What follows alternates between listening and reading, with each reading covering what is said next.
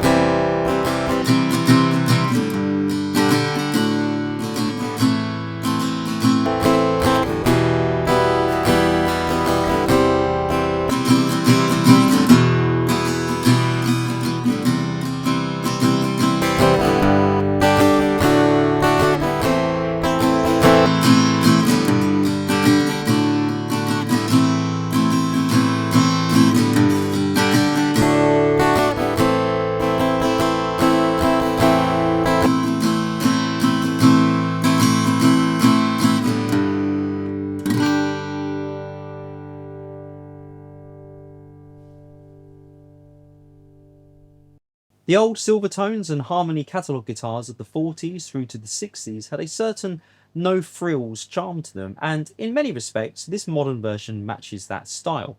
Simple binding, an honest sunburst, vintage style tuners, and of course the ivory coloured pickguard give it a true vintage vibe. In terms of the build quality, it's a bit hit and miss.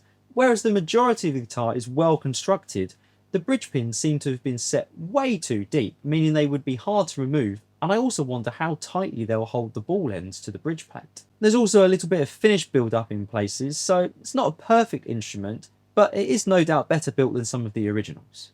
The old Silvertones mostly featured ladder bracing, a cost-cutting measure in many ways, but one that led to their unique mid-dominant tone, a sound that was utilised by many blues and folk musicians of the day. This modern model is X-braced, which in some ways makes it more versatile, but I'll be honest in that I was disappointed as I was looking forward to the mid-forward bark that ladder bracing can provide. As it stands, the tone is perfectly acceptable. It's on the bright side of things, although the low end does have a bit of punch going on. The top is a little too prominent for me. For fingerstyle, that extra treble helps with some clarity, but for harder strumming I found it to get quite scratchy sounding.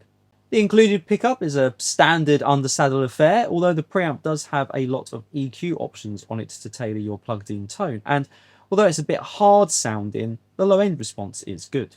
The C-shaped neck is comfortable in the hand, and the guitar has come from the factory with a good setup. The action is low and there's plenty left on the saddle for future adjustments. There's a nice touch in that the ends of the fret slots have been filled in, and unlike some other guitars at this price point, the fretwork is nice, so overall it's a pleasant guitar to play. My gut reaction to this guitar is that it's a bit of an opportunity lost. There's a mystique and charm attached to the old catalogue guitars, and some modern brands have even offered their own high-end take on the old models. Seems to me that Silvertone have decided to pay tribute to the look of their vintage models, but have ignored most of what made them unique, resulting in a guitar that doesn't really stand out from the multitude of mid-priced Pacific Rim instruments in any way other than the name on the headstock. It's a real shame, as I think there's a market for an affordable version of the old guitars with all of their quirks included. Let's hope Silvertone move in that direction in the future. I hope you've enjoyed this video from Acoustic Review.